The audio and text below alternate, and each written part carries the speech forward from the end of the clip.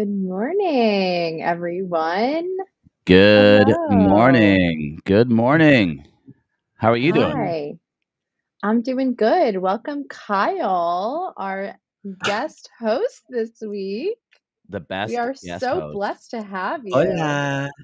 Hola. ¿Cómo estás? I'm bien. ¿Y tú? Muy Ah, bien. And that's on 10th grade Spanish. it's good. It's good. We're educated here. It's amazing. Well, welcome everybody to the HR Morning Show. This is the number one. You heard it here. The number one spot for all things HR all morning. We're a part of the Purple Acorn Network. Shout out to Purple Acorn Network, and you can check out. We've added a bunch of shows recently. So if you go to purpleacornnetwork.com, we should have just called it pan.com, but that's okay. Pan Purpleacornnetwork.com. fam. Pan fam. You can check out all of our podcasts, all of our content. And then, guys, do us a favor today. If you are watching us from LinkedIn, number one, get in a chat and say hi. And then number two, go to the LinkedIn page, give us a follow so we can get to 2,000 followers. That is all that matters. We want followers on that page. But this morning, as we kind of alluded to, we have a very special guest host with us, Kye Lagunas. Welcome, Kyle. Hi. How are you? I'm doing good. How are you doing? Honestly, I can't believe it's already Tuesday. Like, I have gotten so much shit done this week. I feel like it should be Thursday. Oh, Just You know? good. what's the secret? What's the secret to getting everything done before Tuesday? Oh my Hey, god. When you want to get up from your seat, don't. I actually made a mistake between calls yesterday. I sat down on the edge of my bed. I had like a 5-minute break. I was like, oh, this is really comfortable. I was like, Well, no, And then you get got up, up. get out of Yeah. here, go. That's Yep. exactly why all those CEOs just hate remote work, because they just know the bed is always there and it's just always calling our name. Why don't for anyone who doesn't know you, I'm sure everybody knows you, but why don't you give us a quick intro, like who you are, what you do, Mhm. and I hear you've started a new venture, so we want to hear about that as well. Yeah. So my name's Kye Lagunas, and I have a really crazy job. I'm an industry analyst, which Matt Charney blew up industry analysts in his latest blog post. I don't know if you guys saw. No. It was hard. No. It was a hard read for an industry analyst like me. But I'm a different kind of industry analyst. I'm a cool analyst. Nice. Yeah. So Next gen. what do we? I know. Like, Sweet. I feel like I should be my juicy velour suit with my anyway. But I study innovation cycles in our space. I get to Cool. study like how tech is evolving and how our best practices and strategies are evolving. So it's really cool. I basically get to wax philosophical for a living, and sound smart and look cute. How am I doing? I'd say like Amazing. 10 out of 10. But so what's it like? I always wonder this, and maybe other people wonder this. Like, um, what's kind of the difference between like an analyst, an influencer? Are they kind of the same, similar? Like, how would you break that down? Yeah, it's actually a super material question. I know a lot of my colleagues in the analyst space kind of eschew and disdain the notion of influencers, which I think is ridiculous. We are a type of influencer. I mean, like HR Tech conference is coming up, and every year the HRE puts together a list of the top 100 influencers in HR Tech, and a lot of analysts are on that list. So, but yes, the difference I would say is where influencers have a lot of charisma, strong point of view, and a lot of they create a lot of content and drive a lot of conversation.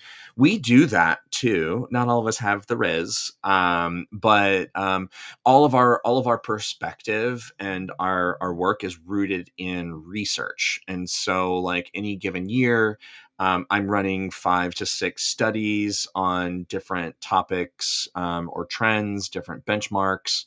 So I also have a lot of opinions, a lot of perspective, but it's like I am limited to the tea leaves that I'm reading or the weather forecasts that I have. I'm not one to pull ideas and thought leadership just out of thin air. Yeah. It Mhm. really does need to be rooted in observations on the market. Yeah. No, that. Well, it's like when I think of like influencer and like even content creator, it seems to skew more like entertainment. Like I don't know, like kind of content that makes people think, like you said, create conversation. But I think you pointed this out in our last episode or a few episodes ago with that McDonald's headline. Sometimes there's some clickbait in there as well, and it does seem like with analysts, like you said, it's more rooted in data. Which Like, I hope my insight is interesting enough, and that my delivery of it has enough energy, because it gets pretty dry, to be honest. yeah, But the McDonald's example is perfect, because my job is not to stay on the headline and react to it. My job is to go deeper in and figure out what's actually going on. So whereas you all have tens of thousands of followers, I'm happy to, I mean, like, I would love to have 2,000 followers myself. I would say my audience is a bit more niche, but I'm okay with that. I really talk to a lot of folks that are making some of the decisions that impact us. And so I don't have content that goes very viral. I'm usually engaging with deep thinkers and maybe sideline folks that are like lurking on the internet. It's so weird. Sometimes I'll be like, "Oh, I've been following your content for years." I'm like, "Well, girl, couldn't you comment It's on so something? weird. Like, I give me some know. can't engagement, support it. baby." I know. Like, I've seen but so yeah, many of those videos that are like, oh, these people have been following me for a long time, don't engage with anything. And then they hit me up and they're like, how did you do this one thing in your career that's really impressive? Like, I'd like to do that too. yeah, It's like, ever try like, I don't know, building a relationship first? yeah. Where is the love?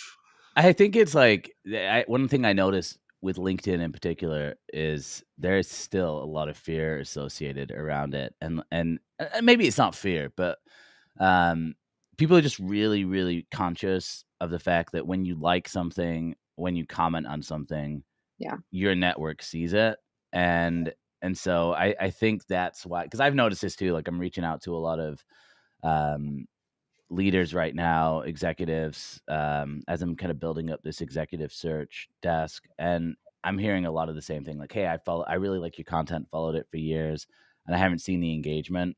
But I think that's also important for creators, for people who are posting, to keep that in mind too. It's like you really don't know who is seeing it and who's actually consuming the content, which is kind of crazy. And LinkedIn's analytics are terrible, so you'll never know. Yeah. So that's Honestly, though, also, like, Joel, I will speak to that. Like, that's one of the other, I think, important differentiations between an industry analyst and an industry influencer is, like, influencers, I think, are actually allowed to be wrong about things. mm, mm. And you can make bold statements and push, like, have more, like, challenging conversations. I won't say play it safe, but like like the integrity of my work and like my ability to track what's actually going on is a really important aspect of like what sets one industry analyst apart from another. Do you know what I mean? So it's like, Totally. if you have a weatherman or weather person who is constantly telling you like, oh my God, it's raining, it's pouring, like there's a hurricane coming and like nothing ever happens, then like people stop watching that weather person, right? That weather Yeah. report. For me, I've got to be on. Um, I will say though, like the absolute best feedback that you get is when you have put out, like, you've boiled down a really complicated topic, or you've delved deep into a kind of like murky challenge on stage or online, and you get a comment or somebody hits you up on socials and they're like, hey, you don't know me, but I want you to know that what you said and what you presented like means so much to me. I feel so validated. I've been trying to figure this out. You laid it out in a way that was so helpful to me, or like I feel seen. Like, that's the best kind of feedback you can get. Oh, I love that. To Yeah, I many love it. more. Amazing. To many more of those. And you got a podcast too, right? That's on Purple Acorn Network. I do. I need, honestly, and I need to be picking that back up. I've been building Kyle and Co. all summer long, but it's called Transformation Realness, honey. It's where the real transformation in stories are happening. I love it. And one of our guests today, actually, she's a repeat visitor on the HR Morning Show, Lynn Bailey. She was my very first podcast guest of all time. Yeah. Yeah. Wow. Wow. That's fun. Yeah. That's Yeah. I love amazing. that. Mm. So Kyle and fun. Co, give it. So you just launched. How is that going? Like, how can people connect with you with that and support what you're doing? Thanks. I would say go to kyleandco.com. I'm on I'm a loser. LinkedIn is my like number one source of social media lately. Same. It's where there's just so many like work ideas happening. That's where I need to be. Yeah. But hit me up on LinkedIn. I'm a total dork for it. I'm publishing blogs every week, but it's going great. Like my tagline is where research meets reality. So much of my colleagues, I think, it's easy to get stuck in like an ivory tower model where you are sitting up at the top watching everything. I like to get way down in the weeds, figure out what's really going on. And that's why I launched Kyle Co. I'm trying to get closer to the edge of the actual work and not just observing from the skylines. Love it. I love that. Well, we got Michelle in the comments. We got Rona, Jim, Christopher, Evan Whitey. It looks like Evan. Oh, Evan White. White And Evan. then White Evan and Jim as well. Chris. I think we repeat commenters. But yeah, if you're out there, guys, let us know who's out there. We'd love to hear from you. And get on the purpleacornnetwork.com because there's just an abundance of HR, talent acquisition. You got lots of different points of views going on with the content as well. So go check out the podcast, get involved in the network, and give us a follow as well. But Kyle, welcome. We're glad to have you on the show today. And I think we're going to move into our first headline or only headline of the day. Headline time.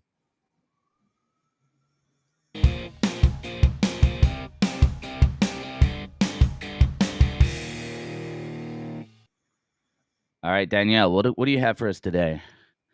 All right. Well, today we are talking about the greatest workplaces for parents and families. So KPMG did a study, and they basically put out a pretty substantial list of organizations that have been ranked the top employers for working parents and families. Some of the companies, I know a good handful, but a lot of them are in financial services, some in healthcare, software development, but some manufacturing. So it spans the gamut. I do know a couple of these companies, just shout them out really quick. Logitech is one. Let's see. Insurance Office of America, never heard of it. The Central Bank, Blue Cross Blue Shield. Hey, that's my insurance right there. But really some really interesting stats too to report. So one of them being 76% of working parents say that having children made them more motivated at work. Incredible. Half of working parents report struggling with ongoing childcare arrangements. Yeah. 49% say their companies do not offer on-site or backup care. And I think a lot of the support that parents are looking for is flexibility. They also talk about paid leave, childcare, mental health support, and also tailored career advancement opportunities that are mostly, I think, felt and experienced by the more in-person workers, more than hybrid or remote, which makes sense given we're not totally ready for the bias that comes with hybrid and remote work. So yeah, it's a pretty meaty study, but that is the lowdown. Can I be an analyst for a second? Yeah, Be an analyst. So, like, again, my job is to go past the headline. And so the very first thing that anybody should ever do whenever they're seeing something like this is to dig into where the data comes from. Like, how did they analyze this? And so, like, first thing you do is scroll all the way down to the bottom. And, like, the first CTA on this is, are you on the list? Claim your award and learn how to use it. Like, it's like they want to get paid for this. Yeah. Which is fine. We should get paid for the work we do. But they share in here that they partnered with a third-party data provider to use their 120 KPI database for US-based companies. KPIs include leadership integrity, comp, work-life balance scores, and many more. That's sounds okay, but the disclaimer I think is really interesting. The rankings are prepared by Plant A, which is the insights group that put this together, like Newsweek didn't, it reflect an editorial content piece based on both primary and secondary market research. So it means like some of it they did themselves, some of it they didn't. They don't tell us how much. Data accuracy and periodicity is included here, and they're saying they're generated from data sources deemed reliable. They don't tell us how. But there is no endorsement or quality assurance. It says Plant A does not endorse nor validate the business practices of the standing ranked companies. That's wild. I guess clickbait's gonna bait. Clickbait be baiting today. Not to take anything away from any company that's on this, but it's just like, I don't know. We need this kind of research, we really do. But like, let's dig in a little level deeper. Well, what I always say about these types of lists is you can use them as a reference point. Don't take it, for what it just says, right? And use it as a data point when you're looking for your next job, when you're evaluating a company. Always go to other parties, whether it be other sources like Fishbowl, which I love to use because that's really where people tend to talk a lot, or even just informational interviews with people who work at a company. Use this as a data point. Don't rely solely on these greatest workplace lists because people are paying to be on them. Yeah. Well, what about I'm curious with the areas that they identified, like flexibility. It obviously seems like it would be important. The paid parental, medical, and sick leave. Obviously, that's important as a parent. But I'm curious because in the U.S., isn't the U.S. really terrible as compared to the rest of the world when it comes to this? So, what are your thoughts with that? Like how we're doing in the U.S. compared to globally, like what you see in Europe, other parts of the world? I mean, we're behind, baby. It's. I mean, especially in this moment that we're at, like every company, big and small, is obsessed with efficiency and productivity, and giving people. It's counterintuitive, giving people more space and flexibility and to take care of the things they need to take care of does support better employee well-being, which does usually result in better productivity and efficiency. But right now it's just kind of hard to sit in front of the board and say, we're giving everybody unlimited PTO and requiring them to take at least 6 weeks. Like, we're giving a bunch of paid leave for beyond FMLA. We're just going to give everybody 12 weeks of PTO a year of sick time off or personal time off. But we're behind. I think it's just like, I think it's just the current state of capitalism that we're just not going to dig into some of the more social wellness aspects of how we support our workforce. Yeah. Well, I heard too, like birth rates are lower right now, and it does seem like people are a lot more hesitant to have children, have kids and stuff, because I would imagine things at work too, right? It's like if you have kids and you're trying to get promoted, you can get penalized for that. People don't think you've got the same amount of hours, maybe people who don't have kids as well. So it seems like it's like a cultural work thing as well that we're trying to work through. But to me, some of this is just logical, like flexibility, right? I mean, it's like flexibility. I feel like it's just what everybody wants, whether you're a parent or not. Like, we just want flexible work. We want to be able to get our work done. If we're getting results really doesn't matter, in my opinion. We're like, where you're getting that work done from. It's just let us get the results. And but it just seems like companies continuing to force people back to the office, which I get, like the collaboration thing in some ways. I get being in person is important, but I get the intention, but the reality, like you're a recruiter. How often do you come to a hiring manager with data on the state of the market, or and like you're trying to consult with them on a job requirements to open the talent pool or what have you, and they're like, I don't know if I trust your data. Yeah. Or like, I don't know if I agree with that. And you're like, well, I didn't make the data up. It literally, like common sense isn't so common. I think that there is subjectivity for like every single decision that's being made. Yeah. And I I yeah. Danielle, go ahead. I was just gonna say, kind of spinning us in a different direction on the topic, but like I think when I'm thinking about perks, and I think this is similar for a lot of women, a lot of families thinking about having children, I think the fertility and the childcare and all of those related perks are something I'm actively thinking a lot more about, and could even be more of a motivation for me to, let's say, go work for another company versus working for myself. I think like a lot of, especially because women are having a harder time, families are having a harder time conceiving, that is a huge driver, a huge motivator for a lot of young families today. And even though I'm not, I'm maybe like 5, 10 years out from having kids, probably less than 10 years, but that is something that I have been thinking about for the past 2 years. So I think also there's this aspect of, I'm looking at these lists, but I'm also looking at like more specific lists and more specific benefits within those lists to say, okay, they support, egg freezing and they have a really great perk related to that. That's a huge motivator. And I think something that is very under talked about, in the space of perks.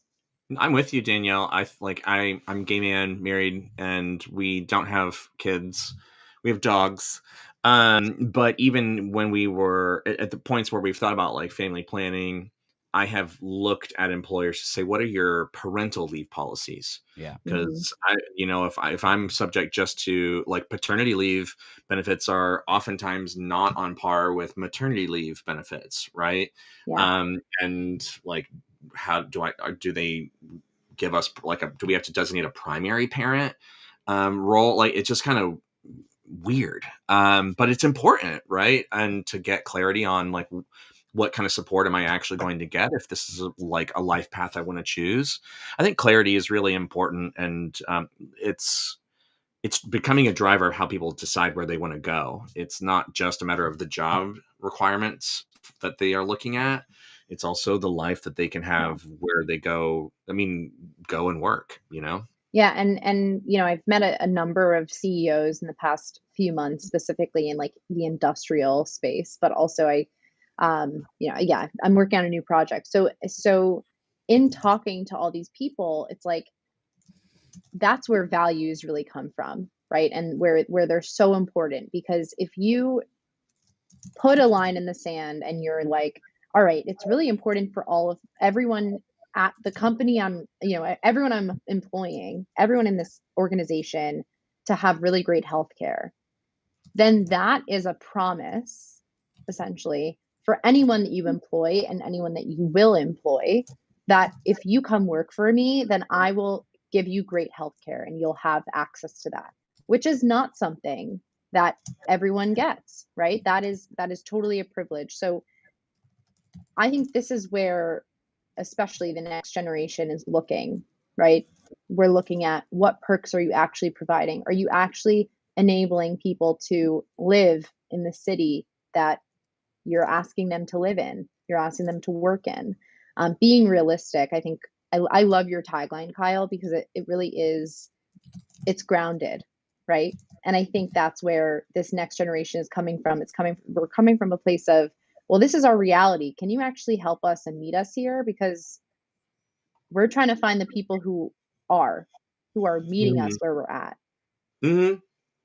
Yeah, and I think it's super important too when you're looking for a job to ask these questions. I just wonder how many times in interviews, particularly right now, where people are really struggling to find work, and it's obviously employer market for a lot of the corporate roles.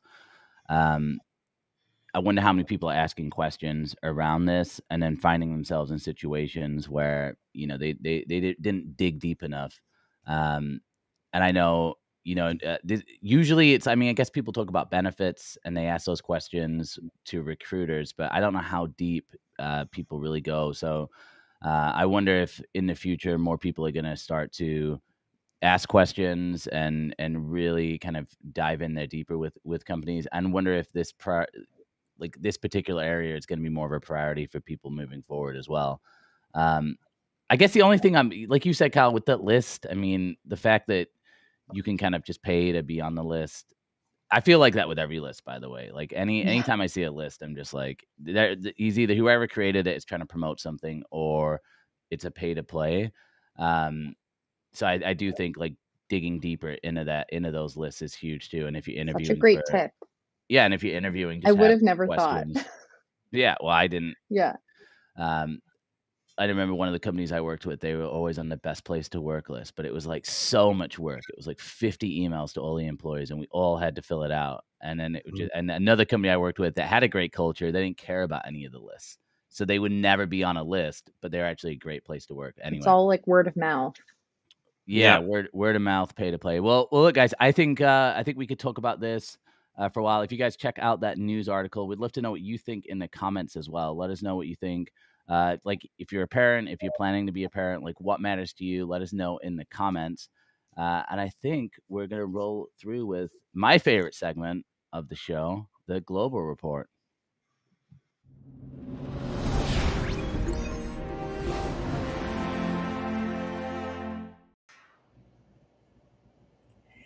Hey, Danielle. Hello. Hi. It's so nice to see you. And at home, too. And at home. I know. It always feels rare, doesn't it? It's like, oh, yeah, I'm still at home. 2 weeks in a row. It does. It's a bit of a surprise every time you log on. It's like, okay, where in the world is Lynn? And to be honest, I think a lot of people feel the same way about me. They're like, where the heck is Danielle? Like really coming from you, Danielle. Right? I love it. Just see some posts. Weren't you just in you were just in Europe, weren't you? You over in Paris? Yeah. I had a big trip planned.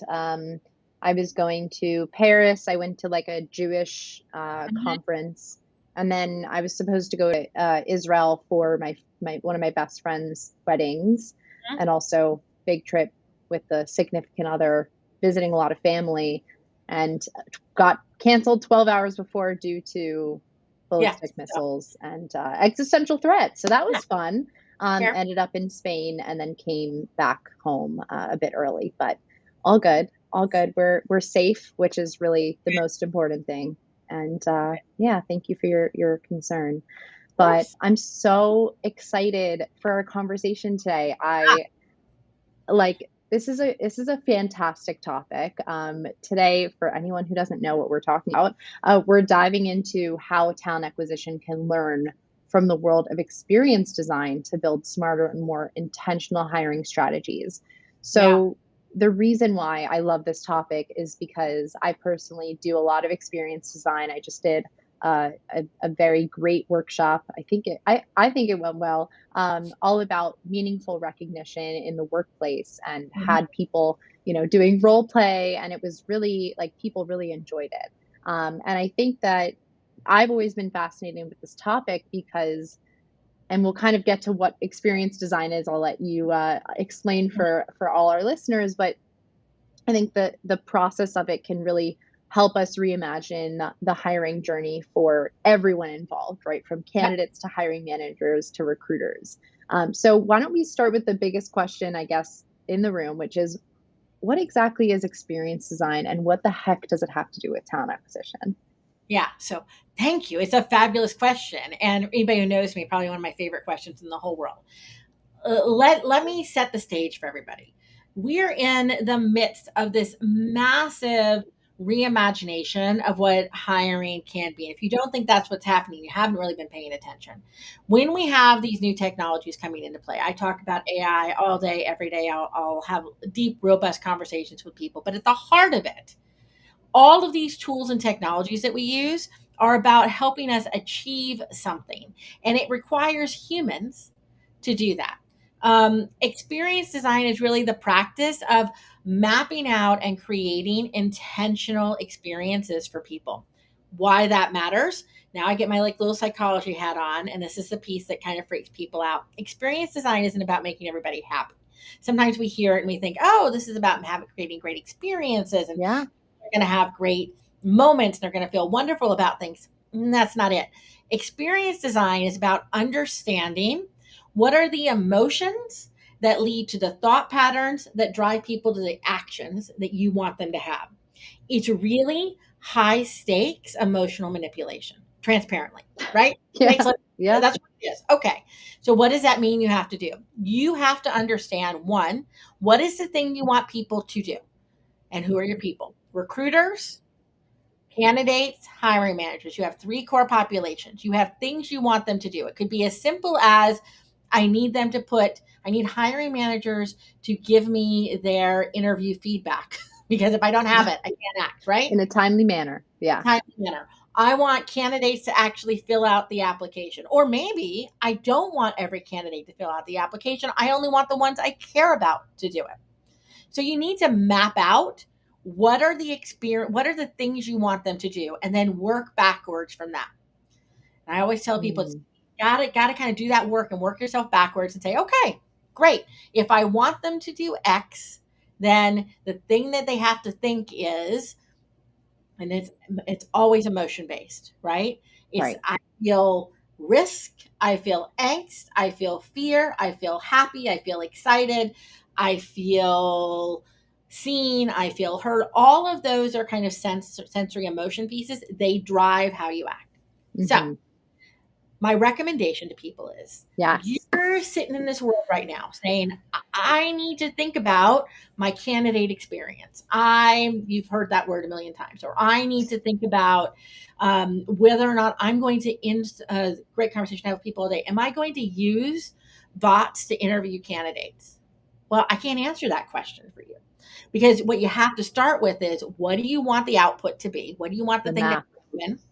And then map backwards and say, what will that experience create that output that you want? Maybe it will, maybe it won't. It depends on what you're trying to achieve.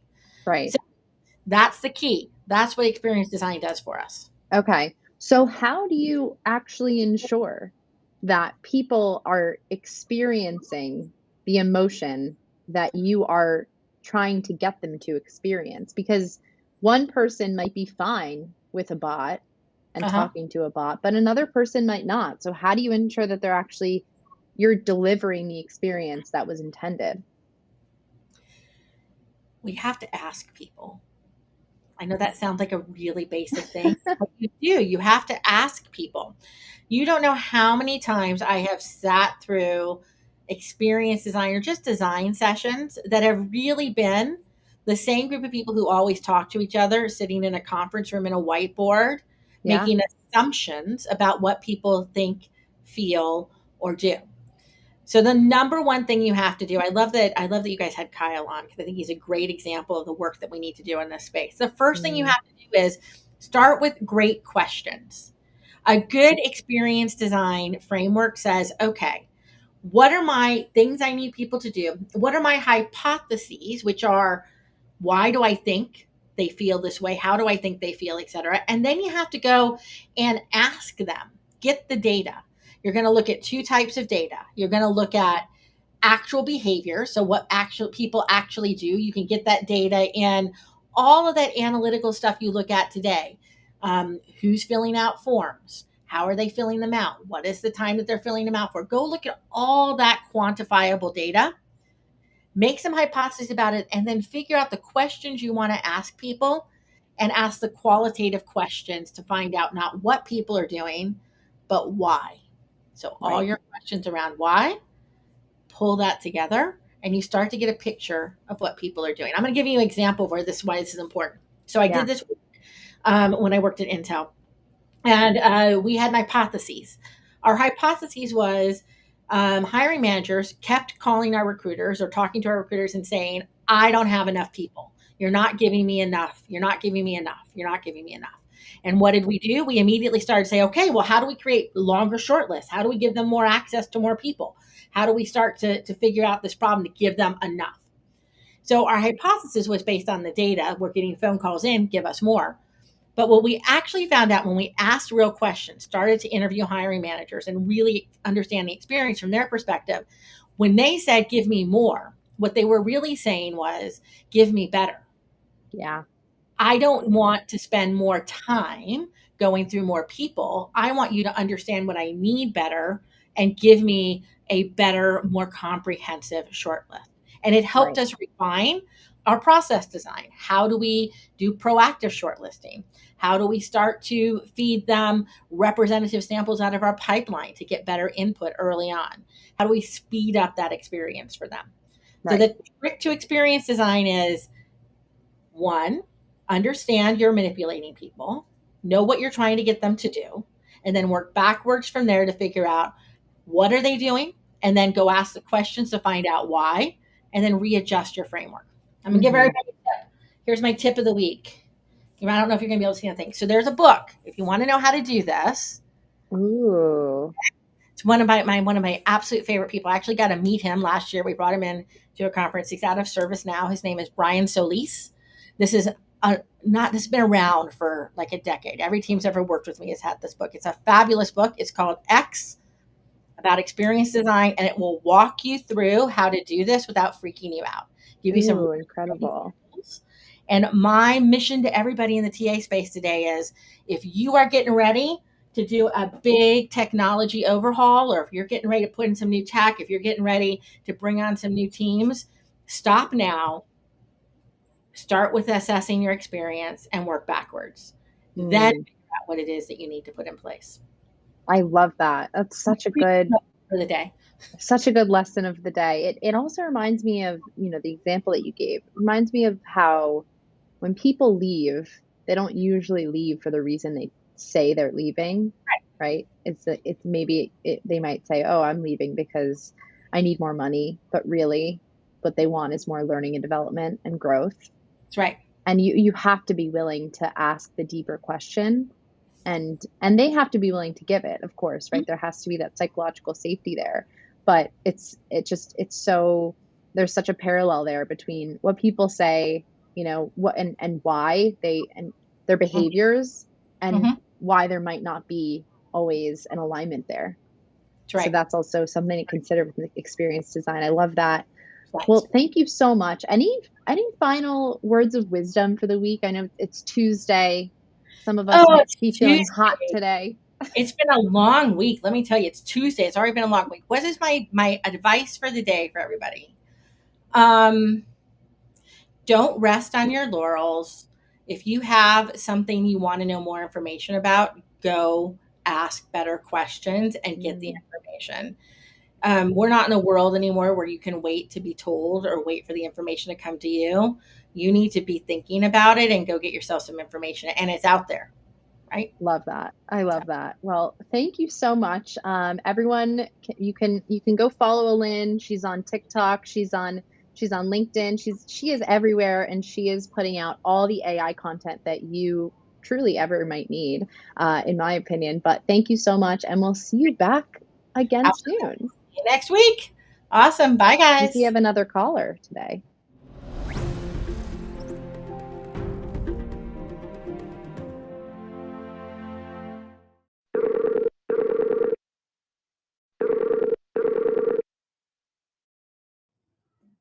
All right. We don't have one caller. We've got two callers coming in today. So welcome, Anessa and Morgan. It's great to have you on the show.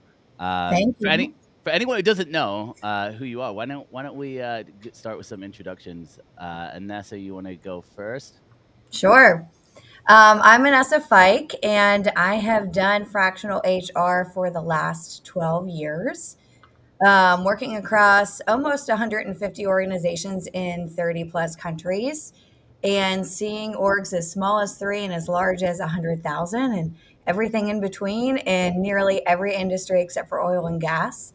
And so fractional is, for me, is my life for the last 12 years.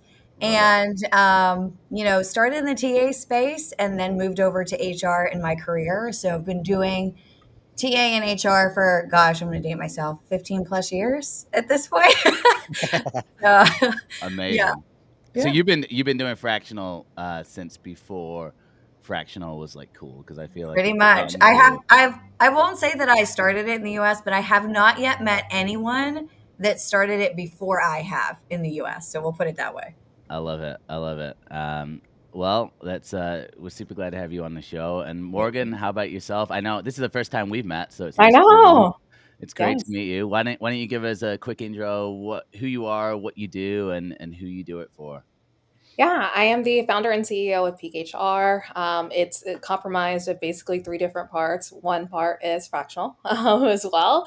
Another part is cohort learning, which is essentially how it started. And that breaks off into two divisions, one for base camp, the HR curious and interested, because there's really just like no community for people that want to learn about HR and honestly what HR is. And then I would say there's the other part, which is the scaling, which is for basically that director level that's kind of HR for HR and trying to learn in a cohort experience. And we have fabulous teachers like Anessa, which is I one of them. love that. I love it. Where do you host that on? Circle. So it's a platform basically, and it goes through memberships and everyone, we have the cycle. So cohort learning styles and then fractional just all the time. But yeah.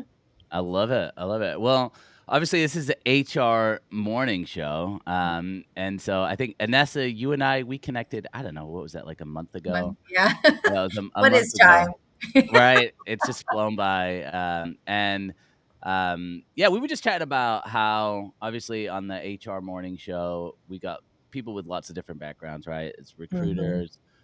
We've got influencers, analysts, and I think we had the conversation that there's a lot more that goes into HR that maybe we talk about. So I'd love to hear from you. Maybe we could start with you, Anessa. Like, what are Yeah. some of the things that you're seeing with like HR influencers, leaders that maybe aren't being talked about that you're like, hey, we need to be talking about this more? Right.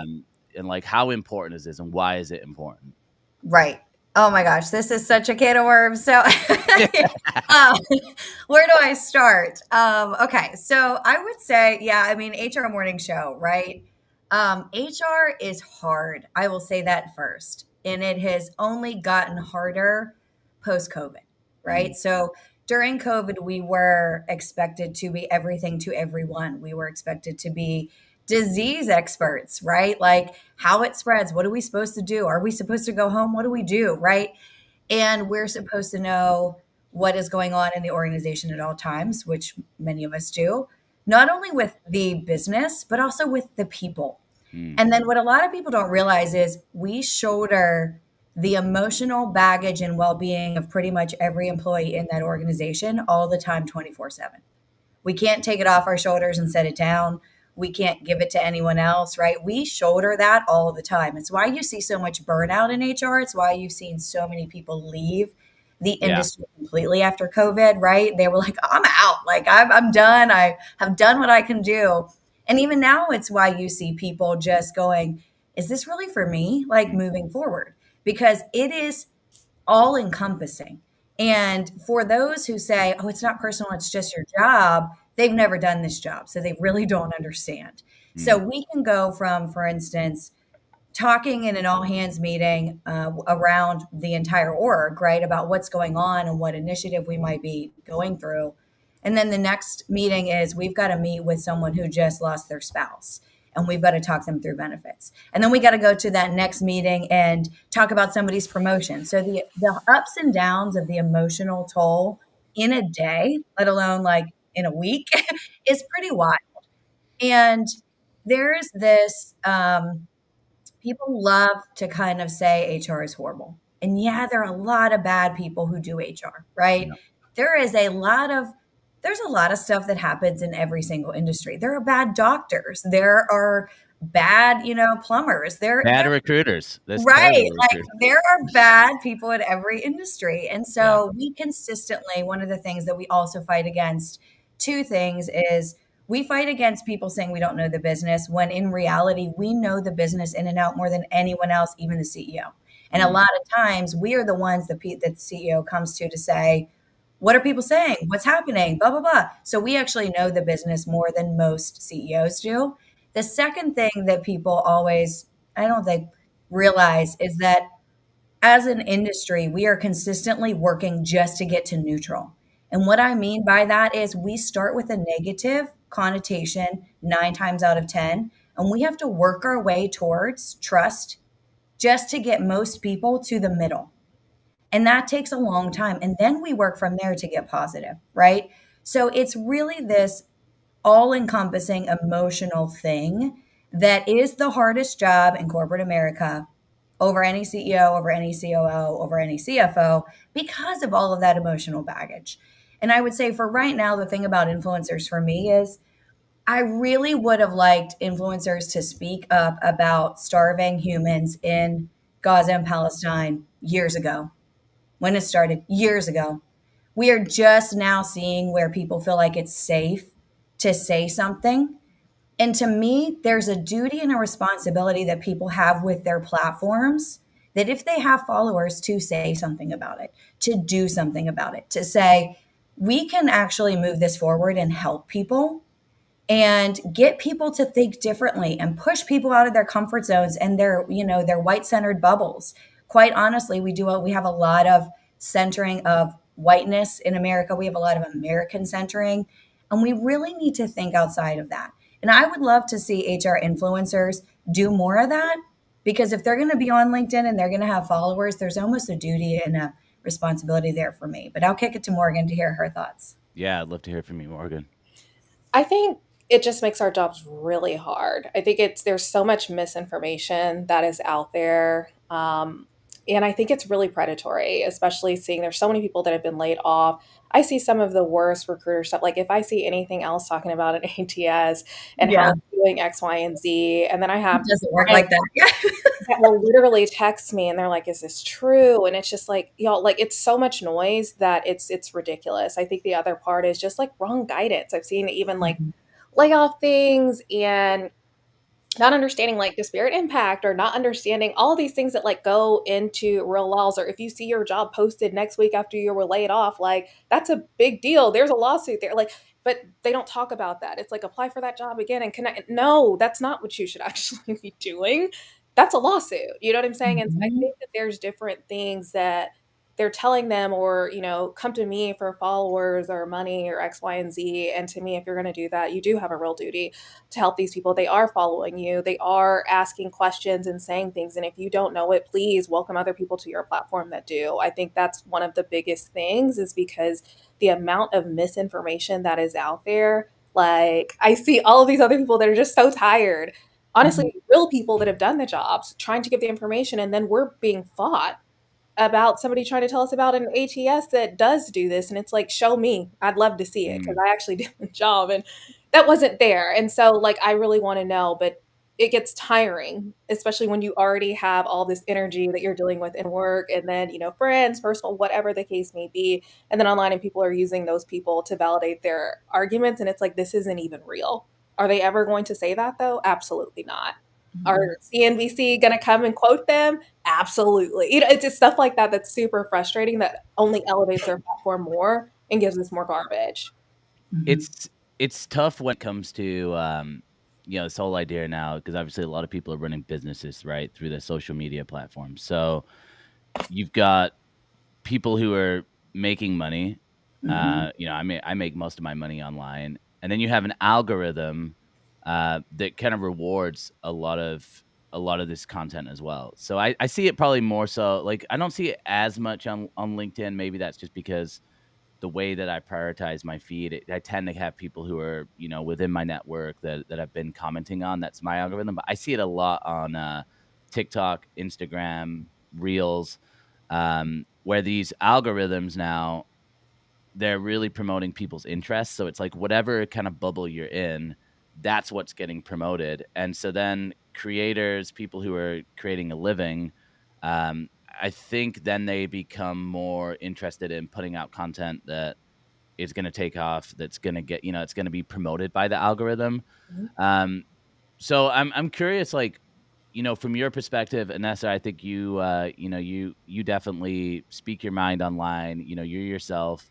What advice would you have for people how to get over, like you mentioned before, like that fear, or maybe there's people who are like, well, maybe people won't want to work with me, and things like that. Like, what's been your experience with that? And I guess, like, how would you advise and kind of like guide people on that, and how they can break out of maybe some of the bubbles they're in? Yeah. So first thing I'll say is, I'm a white woman, so I have privilege here, right? So I'm able to say things that not everyone may feel safe to say. And that's first and foremost, right? So the thing that I do is I don't always get it right, but I try to use my privilege for good. I try to use my extra privilege that I have being white in the United States to say the thing that other people cannot. Because I have people in my DMs every day saying, I can't say this because of my job. Can you do this for me? Can you say this thing? Can you push this forward? And I have so many additional people saying, thank you for saying the thing that I have been feeling, wanting to say, but don't feel safe to do so.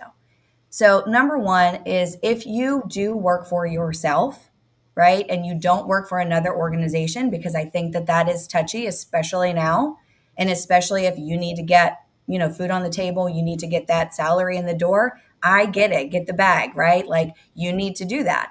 But if you work for yourself, it's easier to jump in and actually say, this is what I believe, because what that does is it clears away the mess.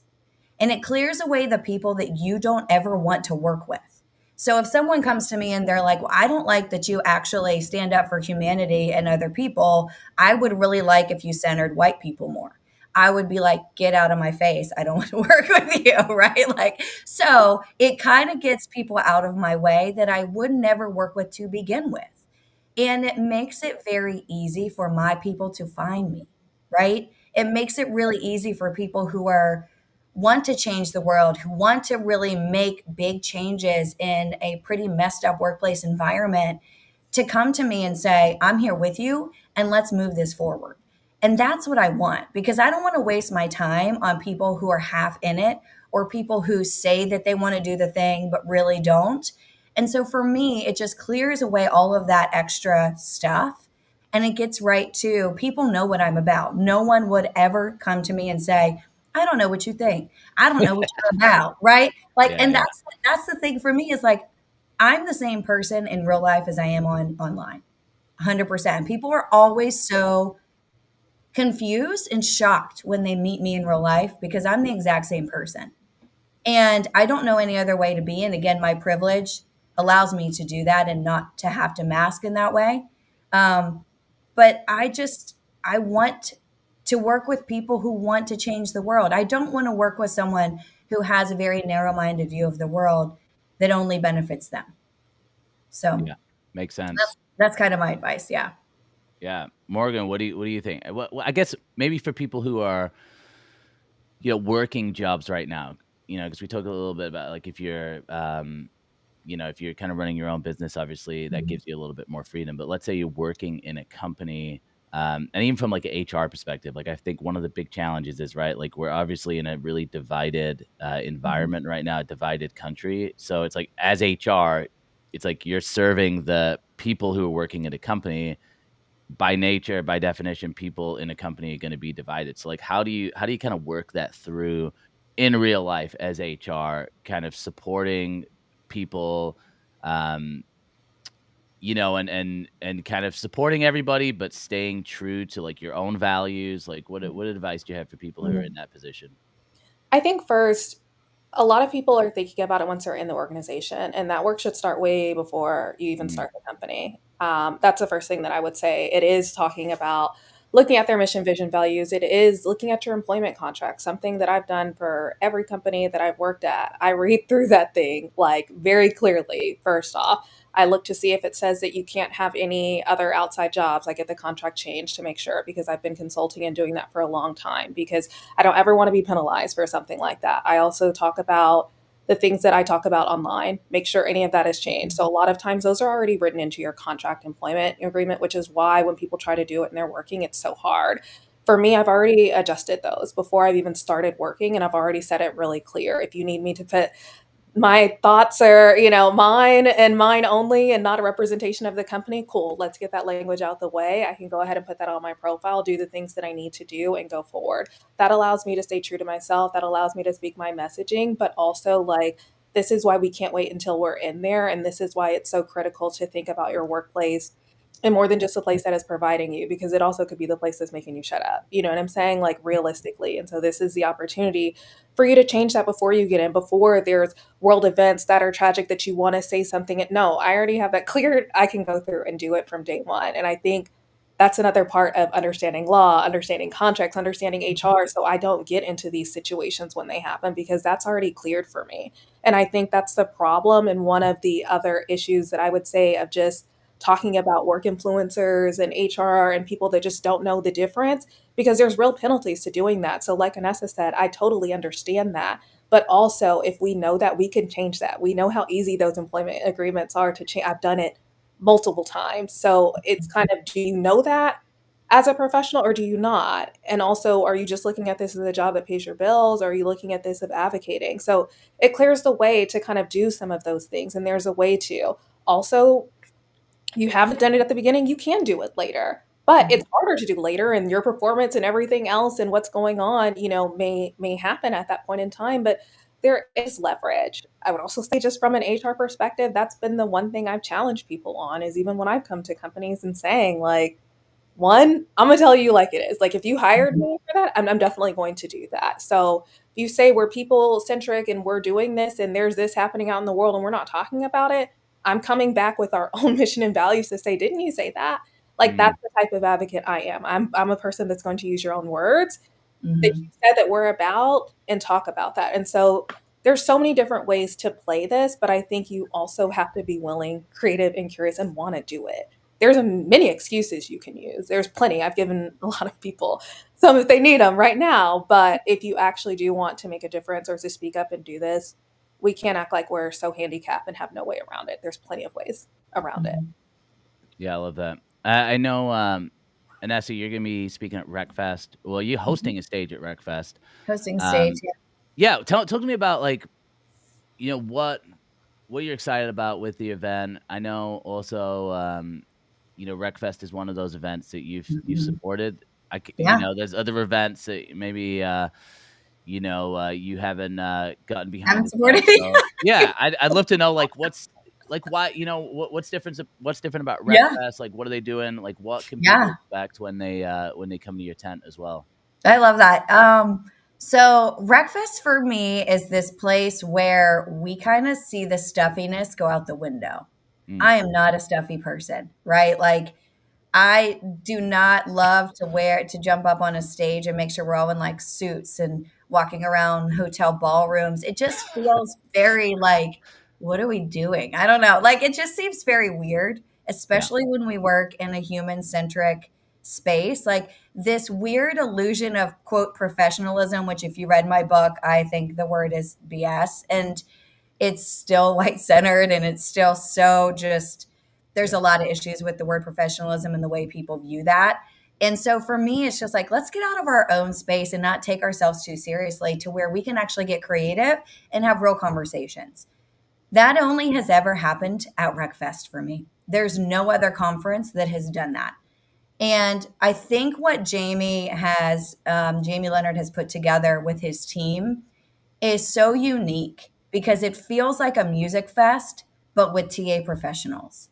And it's a safe space. It's a psychologically safe space. We can talk about real things. They're not afraid to talk about things. I think the transforms of the world are afraid to dig into stuff. Like, they're afraid to actually get into the meat and potatoes of DEI. Like, they step away from it. They're afraid to pay people. RecFest has paid people for travel since it started in the US. Like, it's much smaller, and there are ways to do this. It's just that the bigger conferences tend to like the profit at the end. And, if they can't figure it out from a business standpoint, please pull people in that can, right? Like, there are many of us that can help you figure out the business side of this. But I just don't understand, like, for RecFest, for me, it really gets to the core of, it's a business around people, and we can be real human beings and real people with each other. While at Transform, it feels like it's a business of people that put on masks to walk around a ballroom to act like they're better than they are. And the thing with Transform too is that there's many ways to make it better. There's many ways to make it safer. There is a refusal to do so on both of those pieces. I also run Operation Purple Light that provides safe spaces, especially for women, to not get drugged and assaulted. And RecFest has been a great proponent of that. We've talked through many of these things to make sure it is a safe space. Transform is not interested. That tells you exactly who they are. And so for me, it's one of those things there. It's just, what are we doing? Right? Like, we are literally having a conference of human resources professionals, of TA professionals. But we're not talking about very human needs. We're not talking about creating safe spaces. We're not talking about paying people, right? Like, how are we going to a human resources conference that you have maybe one discussion on pay equity, but none of the speakers get paid, right? That just doesn't make sense to me. So I love what Jamie and Bobby and everyone on his team has that they've made, both in the UK and the US. It's been the US. This is going to be the third year in the US. And I like what they're about. There's a zero tolerance policy at RecFest. It creates a safer space. They're open to ideas. They actually act on the feedback. That's another thing with some of these bigger conferences. They ask for feedback every year. They don't change anything. So I really just love the partnership, the collaboration that happens at RecFest that you really don't see in a lot of other US conferences. I've seen it more in Europe, but in the US, you don't really see that. And I love that about RecFest. We're actually trying to get Morgan to go to RecFest. Yeah, Morgan, you gotta go. You gotta go to RecFest. It's No pressure. No pressure at all. No pressure. I will say one of the things I do love about RecFest is, like, I'm definitely not like a corporate, like, professional Right. person. I would not really count myself in that bucket. In fact, I've spoken at other conferences and been criticized Yep. by because Same. of the way that I dress or whatever. And that's not necessarily. It's just feedback that I've gotten from people because maybe I'm not as professional or whatever. But Morgan, I'm curious from your perspective. Creating these safe places where people can talk. Like, one of the things I think about is, particularly with Dee and I, like, I think I've experienced a lot of people who are afraid to have conversations because they don't want to say the wrong thing, or they don't want to, offend somebody, or they don't want to say whatever. Maybe they don't understand something and they want to bring it up. How do you create like a safe space that people can ask like questions and be involved, particularly if they're, maybe from like a demographic that wouldn't really have a strong background in D&I, if that makes sense, or maybe it's someone who's like it's confused about things. Like, how do you create a safe place where we can actually sit down and have real conversations? Like, what advice do you have for that in the workplace, or even like what we're talking about with conferences and things like that? Yeah, I have a lot of thoughts. The one thing I would say is we talk about creating these safe spaces without thinking about systemic problems, systems that we have out here. And it's something that's so fluffy. It's so easy to say and everything else like that. That's the Yeah. one thing that I want to just first acknowledge. And most people don't take the time to even understand what is happening in super vulnerable, people, places, everything else like that, to even know what safety looks like. A lot of people are privileged. They wrap safety around themselves in that concept. And so I think that's the first problem is when we're talking about it, we're talking about it from completely different lens. There's so many different like psych studies that I love, like brown eyes, blue eyes. You know what I'm saying? Like that's a really great study to go back and look because children we're just talking about the difference and trying to create that so they could see it. It's something that can happen and it's so tangible, but we don't talk about it. I mean, I'm going to throw another study out there for you, but they asked, essentially, it was a group of white students. They asked them, how much money would it take for you to be Black for the rest of your life? Like, these are real studies. And so it's interesting to see that people could put a dollar figure on that. Some were averaging $1 million a year, just so you know. And so it's interesting that you could put that there, but you can't think about it in the way in the life and being in a workplace. So something like that is really intriguing to me. And I think that's what we have to break down because we talk about safety, but do you really understand what psychological safety is? If you think it costs $1 million a year for you to have this, just have the skin color, no privileges or anything else like that, just the skin color, I'm not getting $1 million a year. Let me just be real with you. So like, what are we talking about in safety and how actually can you and I talk together? So first one, I'm definitely going to recommend Cass. It's been a book that I've been talking about for so long. I think it really starts to put different concepts for people in there and also really get you to think about different things. I think we are really heavy with racism and the word usage in America. And we're not familiar with the caste system. We don't talk about it. And I think that's Isabel, she does a wonderful job about that. I would say another book that I really love and that I recently read is Dying of Whiteness. And I think when you combine those two together, it gives you this really good idea of one, how to talk about psychological safety and understand the differences of what's happening from a systemic measure, but then also for us to actually feel safe. Because I'll say at one of my organizations, I've said, I was like, we talk about everybody is welcomed here and look in here, what you can be anything. But when you look in here, I'm like, well, I'm the most senior Black person in here. So is this what I can be? Because like I don't see I can't be anything. There's nobody like me that looks on the board. There's nobody like me in other places. And I would say one of the things that I do with so many different people that I absolutely love is I have people close their eyes and I ask them to build a city for a minute. And I'm like, think about the roads, think about the places and everything else, what that looks like. It's your city. It can be anything. And then I have them open their eyes up. After they open their eyes up, I'm like, look at everything. Think back about those windows, the textures, everything. All of that is things that you have seen before. Our mind does not have the ability to create what we have not seen. When you start thinking about that and talking about psychological safety, if I have not seen it, I can't dream it. Like that's a real context. And I think something we have to talk about. So when you're talking to me about psychological safety, we have to address this part here that some people may not even be able to dream and that type of way to even think of what they could imagine what could be safe. And so when we can start at that context, we can actually have a real conversation about it instead of the fluffy surface level things is really what I would say. And so start there. I'm not really ready to engage in a conversation because it's placating to me. Well, I think that's what I'm excited for RecFest to be able to have. I think it's like this whole idea of like, because we hear this a lot, like surface level and fluffy and then real conversations. And I do think that there's just a level that I don't think we've gotten to yet, like in all realness, because it does tend to be surface level, which I can understand in some ways from like a conference perspective. If you're like a speaker from like one to many, it can be hard. But I think hopefully we'll see some real conversations too at RecFest, and even just like one-on-one with people, like having one-on-one conversations as well. I think is huge, which is easier I think to go to a depth when you're one-on-one than one-to-many. But I know we're up for time. I really, really appreciate both of your time today. I'm glad we're able to have the conversation. I know that we'll hopefully have both of you on the show again. Before we leave, if you just want to give people an opportunity to connect with you, where's the best place to find you? Where can people connect with you? And why don't we, Morgan, why don't you go first? Where can people connect with you, find out more about what you're up to? Yeah, I'm super active on LinkedIn. So literally you can find me. You can also find my company on LinkedIn. Literally just put a note in there, follow me, or, connect. I'm happy to. But yeah, I'm very active. You'll see me on both the places. So yeah. I love it. And Nessa, how about you?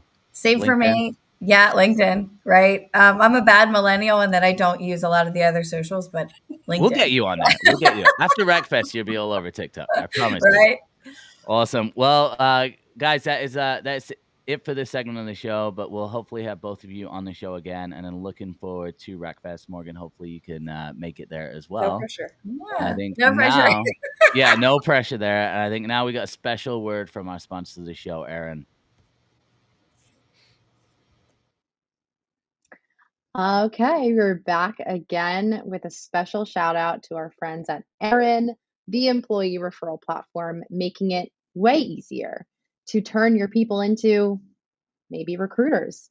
If you are still managing your referrals with spreadsheets or email threads, it is now the time to stop that. ERIN automates the entire process, makes it simple for all of your employees to refer great candidates, and even tracks bonuses for you. So it's fast, it's fun, and your team will actually use it. So check out ERIN to supercharge your referral program and head to erinapp.com/red shoes to join the Red Shoe Gang and get your red shoes for the next conference, which RecFest is right around the corner. You might want to hurry up and speed up the process. Get your red shoes, join the gang, and we'll see you soon.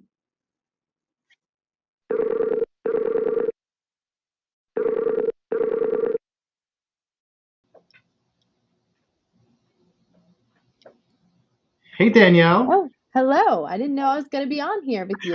How you doing? It's I'm like, good. It's been a while since we saw each other at the Interesting People party in Las Vegas. I know, what a fun party. There were a lot of fun outfits at the party. There was a lot of, there was some I practiced my pool game. It was really nice. Yeah, it was awesome. It was great. It was lovely. How have you been since then? It's quite a while, number of months. Yeah, it's hot here in Tennessee. That's the first thing I'll start off with. And Kyle, Abby Cheeseman says hello. I just chatted with her this morning, and I said, "Hey, I'm on Amazing. Kyle," and she's like, "Hey, tell him I said hi." So yeah, Aw. yeah, it's hot here in Tennessee. I think it's like 103 today. It feels Wow. Oh my really gosh. stifling, It's but gonna get hot, I think, in New York too. So yeah. feeling the heat. But no, I mean things have been good. I've been working on a lot of things here at Ideal, and so it's no shortage of busy things to focus on. So I'm excited to be on with y'all, though. It's been great. Danielle, thanks for jumping in here. Scott, it's a pleasure to meet you. I peeped your profile, of course, getting ready for the interview, and you've done a thing or two. You've got, I would say, a storied career. First, thanks for your service. Thank Two of you. my brothers, my cousin, and two of my uncles were also in the service, different branches. Yeah. But you've been EY, Hackett Group. You've been in ops. You've been in recruiting. Done a number of things. For those who haven't met you, heard of your work before, do you want to just say a quick hi and intro yourself to the HR Morning Show crew?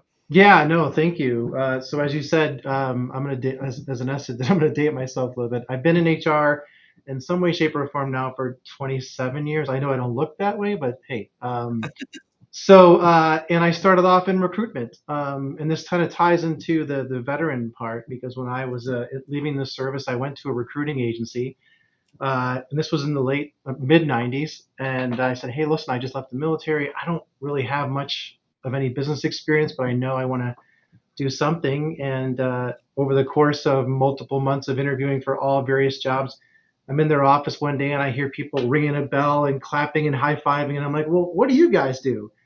And a week later, I was a recruiter.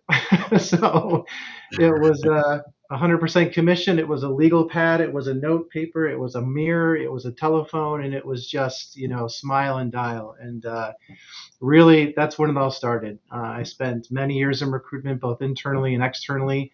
Decided at some point I wanted to really learn more about this thing called HR. Was able to pursue more of a business partnering role, and then I started graduate school and got really into like the science of what we do and what's Yeah. behind everything.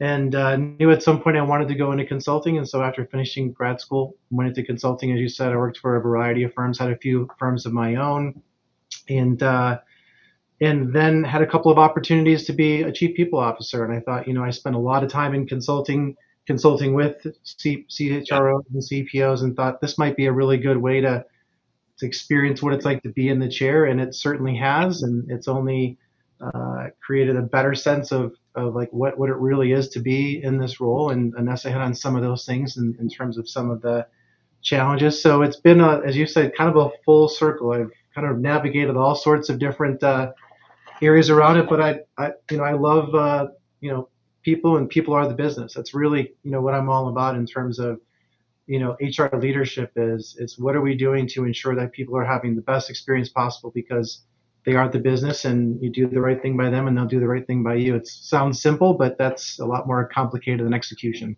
Oh, absolutely it is. And but I think having like different disciplines and different experiences are like immensely valuable for somebody that's leading that effort. Yeah. You don't get we were talking about the challenge with some ivory tower idealism earlier tonight this morning, and I see it happening sometimes. We have a lot of good ideas in Idea Land for HR. Putting it to practice and executing on it takes a lot of discipline. Um, you and I are kindred spirits. It's really interesting to see how deep you've gone down the rabbit hole. That's kind of my job, is to pull at threads. Yeah. But as a professional in our space that has that clinical and organizational psychology background, how are you finding that you like are best leveraging that training and experience to inform some of this strategy in HR and experience design? Yeah, I was talking to someone about this the other day and they asked me, do you feel like you've used your advanced degrees in your role as a chief HR officer? And I don't necessarily use it in a tactical sense. I much more use it in a strategic sense. And by that meaning, people, they think, they feel, they behave. I think that was in the last segment, someone was talking about that.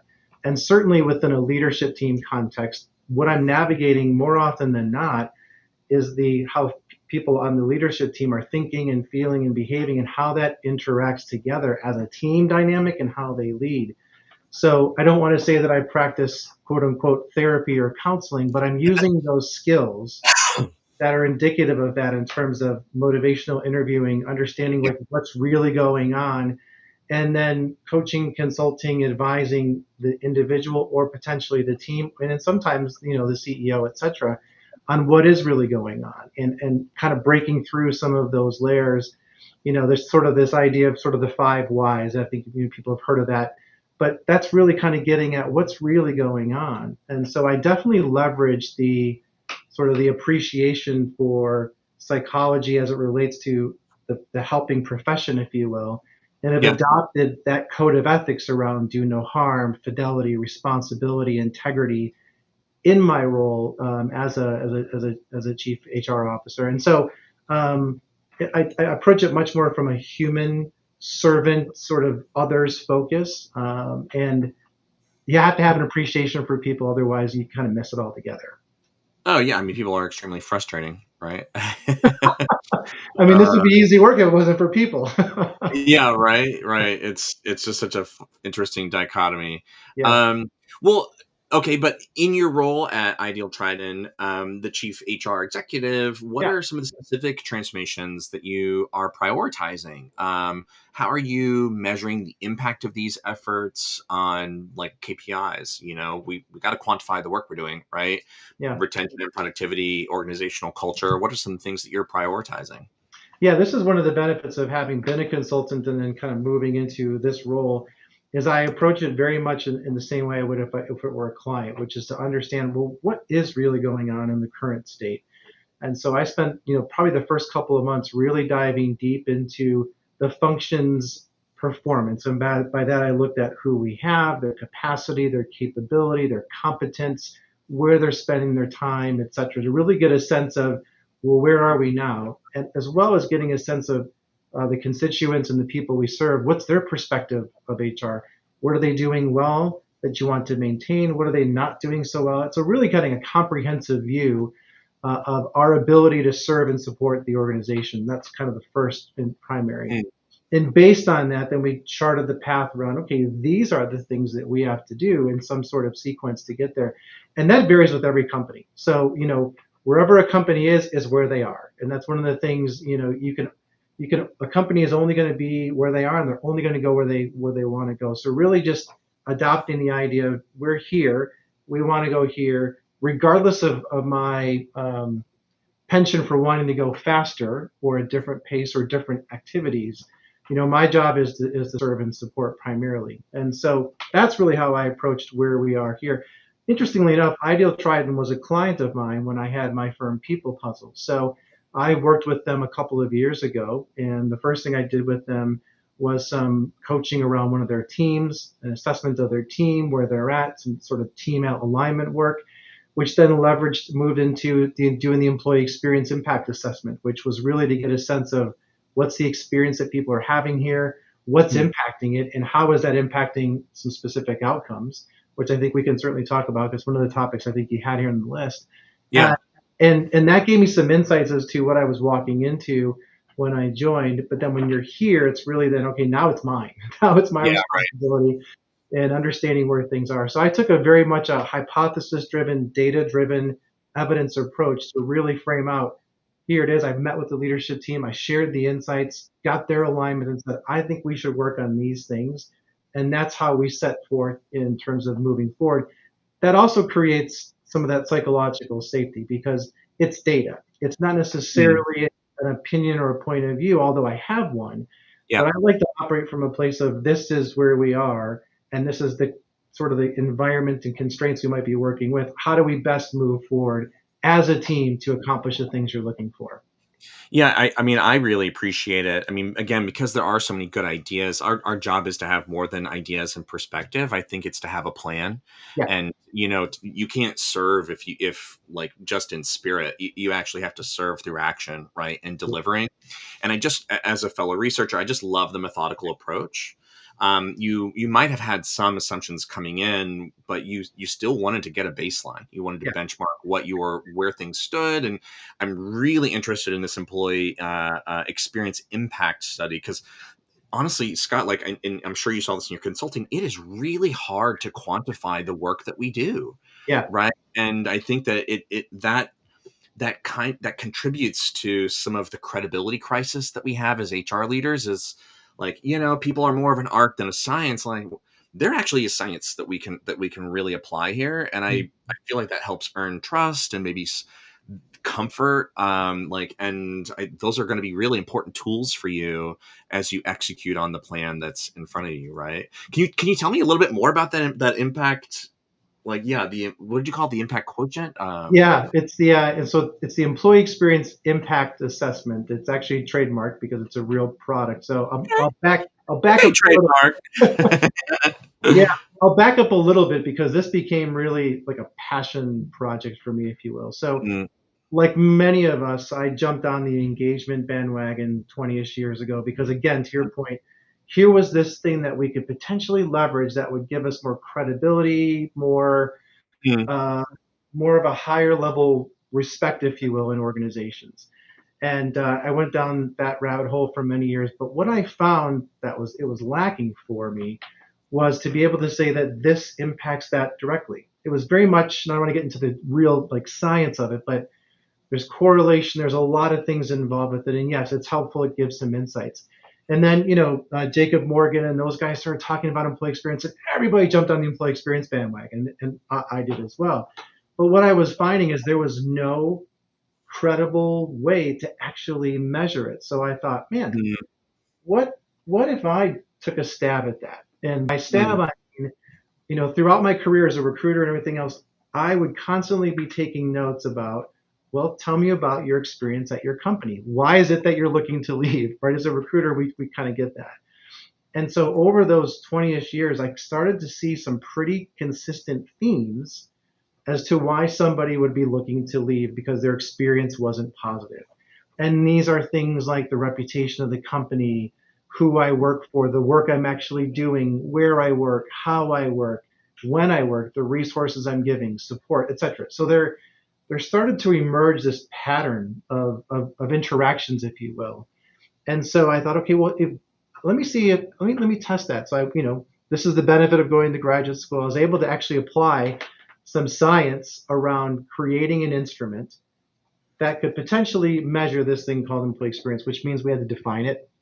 And to define it, I defined it as the sum of the perceptions that employees have about interactions in their organizations and how they evaluate them. That was the key part there. And so I've outlined these 18 different factors and developed an instrument and a survey to do that, which in and of itself was just an interesting process. But what I was really more interested in was this gap that engagement has created, which is how do I know that this impacts that? And so in talking to business leaders and as one, the things that most people were interested in was the performance and productivity, as well as the retention or their intent to stay, and whether they would refer people to come work there, quote unquote, MPS. Yeah. And so I used those 4 outcome variables and then looked at these 18 and created an instrument. Went through some validation studies, some reliability studies, and lo and behold, we had a reliable and valid instrument. I thought, wow, this is cool. And so, that's when I started to launch my prior consulting company, People Puzzle. And we've had now, there's been 9 organizations that have used this instrument. And what it does is it tells you in its simplest terms, this is the experience that people are having overall, positive, neutral, negative. These are each of those 18 factors and what's the experience on each. These are those 18 against these 4 outcomes. And there's a predictive element to it using some fancy, scientific methodology and regressions and things, which allows an organization to actually say, look, this factor is impacting this outcome directly, predictively. Therefore, let's focus on that. And Ideal Tribe was one of those clients that used it. They were one of the first to actually go through it. Okay. And it happened in 2023, and then they did it again here recently. And what's really interesting is I look at if I compare the two, and I'm looking at some notes here. In one of our locations, the overall experience went from 33% positive to 68. Now, the difference in between those two instances was after they did the first survey, they developed focus groups, they met every month, they talked about the issues, and they started to address, and this is really the key message, whether it's engagement or any other survey, is you got to do something with it. But they saw, a significant increase in sort of the positive aspects of their experience, and they knew which ones were actually impacting performance. And so that's what I use when I come into an organization. In addition to that assessment that I was talking about the function, I get the voice of our people. And I put those two things together and I say, here it is. Yeah. This is where our people are, and this is where the function is. We want to go here. How do we work towards doing that in a very evidence-based way? I absolutely love it. It is wizardry, but I honestly think that now is a really great time for other HRs to be learning from that kind of model. So kudos. I mean, immense respect for it. Our producer is letting me know we are short on time, but I want to give you a second to plug some of your work with the Honor Foundation. Yeah. You want to give us a 60-second on what this is and how passionate you are about it, the value they're bringing? Yeah. The Honor Foundation is a transition an organization that helps veterans transition, specifically special operations soldiers who are the Navy SEALs, the Delta Force, the Rangers. These are the people who do the things that we don't think about when we're sleeping, and they take care of the really hard stuff. And as a veteran myself who had my own transition experience, I'm really passionate about helping other veterans make that transition. And this is a very special community, and so it's a large organization. There are chapters, if you will, by some of our largest bases. I support the one here at Fort Campbell, Kentucky. That's where we have special operations folks there. And it is a very specific program where they go through all the things around resume, LinkedIn, interviewing, networking, etc. And It's super, super rewarding to be able to help someone transition from that type of work into a professional endeavor. It's really very, very meaningful. Yeah, it absolutely is. I bet it feels good to bring some value to that space as well. Absolutely. We all need to fill our cup back up, right? Well, Scott, I'm going to be following back up with you because I want to learn more about some of the work you're doing. But thanks for joining us today and bringing some valuable conversation to the HR Morning Show. Yeah, thanks for having me. Appreciate it. Next up is Serge with the weather report.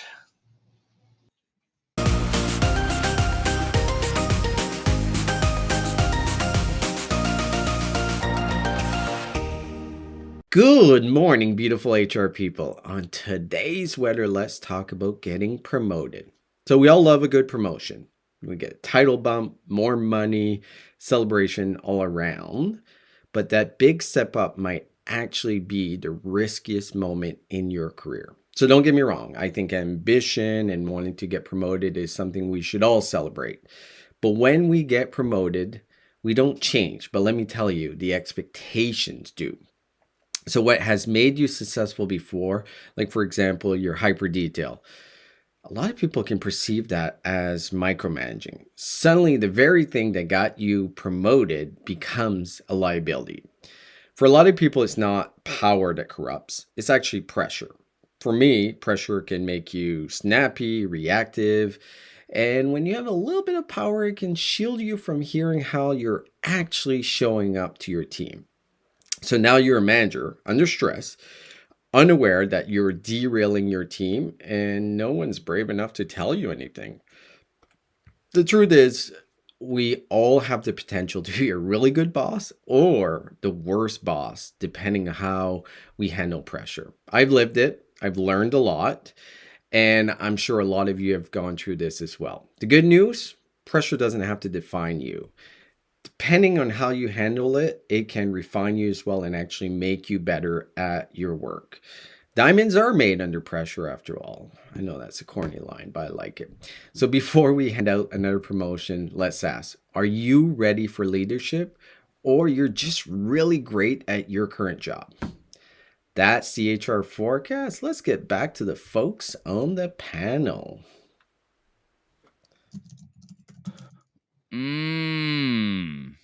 Hot topic. Oh yeah. How many times have you seen that though, when someone gets promoted like that, and then they just end up being a terrible people leader? Yeah. Or like they just don't want to do it, and they make it known to the people they're leading. That's the best one. No, but there's I was literally just reading an article about Gen Z's conscious unbossing. Yeah. You guys have heard of this trend with literally just opting out of being managers. Like, I think there's a lot more people who are voicing their concerns around being a manager, not wanting to be a manager, just wanting to stay an individual contributor, and honestly, like, sacrificing growth because of that. Yeah. And taking a different route, even if it means, you'll maybe stay at the same level for a lot longer. They're willing to do that because they just don't want the responsibility. I mean, hey, it's tough. I know myself, and I know that I am not the best people manager, and that was a hard lesson to learn. Especially, I mean, you really spell it out. You think that and observe that most of the direct paths to progressing your career is entering people management. And I'm an ambitious person. I wanted to keep going up, but I recognized that wasn't going to be my path. It's tough to be a senior level IC for life, but I think that's going to be me. I think it opens up doors to like consulting. I also think that like there's a huge focus now on, even with CEOs within businesses, there's a lot more talk around like having tiny teams that can, bring in tons of revenue. Like, I think they're saying like there's going to be like a 1-person company that, is making billions, right? Like, you've heard more talk around that. And so my whole thing is like more people, more problems. Like, that was kind of what stopped me from management. It was like, I don't like, I'm already kind of an emotional person. I'm also like visibly somebody who will say what I think. And that's already not really allowed in corporate, right? You can't really say what you actually think about stuff. Yeah. But I would just say it anyway. And I thought, wow, if I'm a manager, like I'm gonna be terrible at it. But to your point, Kyle, it's like there's this weird pressure, I think, of like, got to move your way up the ladder, and it's like management is just one of those things which you have. And so then you get a lot of managers who I don't think are as self-aware as you were, where you can quickly go, hey, this isn't for me. I find that you get a lot of managers in that middle management level that drive people away from the organization. And then it takes years for leadership to realize like, oh, this person's actually not good with people. And then when people underneath them complain, those people become a problem. They're the problem, not the manager. And so it happens where it's like these organizations protect those middle managers instead of just looking at the data and going, wow, 5 people quit last year. Wonder if it's the manager. And I wonder if Surely not. Surely not. Exactly. And it's like these organizations kind of protect that, and they build around that. And that's also something I've seen just happen over and over again, especially with top performers. Tale as old as time, baby. We see it in Tale as recruiting old and as sales, right? The senior most seller, the senior most placer is moved into management. Performance does not equal potential. And I think that's a really tough thing to confront. Yeah. Especially if they have a great relationship with the CEO or the senior leadership. Like, I've heard stories in startup land of like 3 founders going in, on a project, and then it takes off and they hire a bunch of people, and like the one of them is just like the worst to work under. Yeah. And so it's like, what do you do? It's one of the founders of the company. Yeah, I wonder, Horrible. do they cover that in like internal surveys? Like, I've never remember seeing that question of like, Yeah. how much does your manager suck? They do cover it in there. Hey, But there's a let's lot. also at the Yeah. same time give like some love to the manager. It is probably the toughest job there is. Yeah. You know, and especially these days, like through all this constant change and chaos, like there is so much that falls squarely on the shoulder of the people manager. Yeah. Feedback and direction coming from the top, feedback and requests coming from the bottom. It's a tough place to be. So it's no surprise Yeah. that it takes a different kind of skill Yeah. set to be successful managing people than it does to be contributing to a function. I Yeah, wonder if I just hear it a AI will lot take too. that over, like an AI manager. We'll see. The perfect manager. It's just AI. The perfect manager. No emotion. Not human. Yeah, Yeah. no emotion. Doesn't just everything's data. It's really. I think it. Like you said, Kyle, it is tough. I do. For the managers that I've had who have been amazing and supportive, huge shout out to them. But also, it's like even those managers, there's like people that don't like him, and I think that's kind of the challenge. Is like you're just never gonna make everyone happy, and so I guess with that feedback, you got it. Maybe that's why I didn't want to be a manager, because I knew I couldn't make everybody happy, and that's kind of what happens. Yeah, it's true. I hear a lot of it, like with the intergenerational stuff. You know, it's like the millennial manager gets caught in the middle between the Gen X CEO and the Gen Z young person, being like, you know, just having totally different opinions, and then they have to be the one to say Yeah. what goes, and to come up with like a solution that works for both parties when not everyone's willing to come to the table. It's tough. 100%. Well, there we go. There is the weather. So thanks, Serge, for dropping the weather on us as always. Hopefully next week we'll have a pleasant, sunny weather forecast with no humidity. That's what we're all looking for. It looks like we are at the end of this week's show, episode 54, which is crazy. Wow. I can't believe we've done that many episodes. Before we head out, I want to give a shout out to Adam Posner, the Pos, who's got a huge announcement. He did drop it in the chat, so if you want to go check out that link. But he is speaking at RecFest. Here we go. We got the graphics. He's hosting. No, he's a host. Hosting. The host with Host the most. a stage. Yeah, that's one Let's stage go. you're gonna get yelled at. You will get yelled at for sure. And now maybe that's one of two stages you'll get yelled at. But massive shout out to Paz for being a host at RecFest. I think that. Oh, look at this. We got more details. The Inspire stage. I couldn't think of a better stage for the Paz than best stage. Inspire. And look at all these people. We got. I can never say Kalian's name right. It's Kalian, I think. Kaylin. It's Kaylin. I should know. He was on my podcast. Steve, Omar, Rachel, Laura, Ilana, and Jerry Crispin wrapping it up. What a stage that is. Legend. Super exciting. Well, guys, that is the end of the show, though, today. So I think we got one more shout out and word from our good friend, John Baldino over at Humoriso. But Kyle, we want to thank you for just bringing that high value analyst vibe to the show. Truly. We need more. Elevating us all. I would join you anytime, as long as it's convenient for me. Oh, perfect. I love it. And you're going to be, give us a couple of events that you're going to be going to live so people can meet you in person as well. Bro, I'm doing it all. Conference season is my season. It's where I get to showcase all the work that we're doing. On Thursday this week, we're launching our Human-Centric AI Council. We're going to showcase all of the incredible work that we're committed to doing. And then the events. I mean, I'm not a hater. I'm going to RecFest. I'm going to Unleash World. I am going to HR Tech.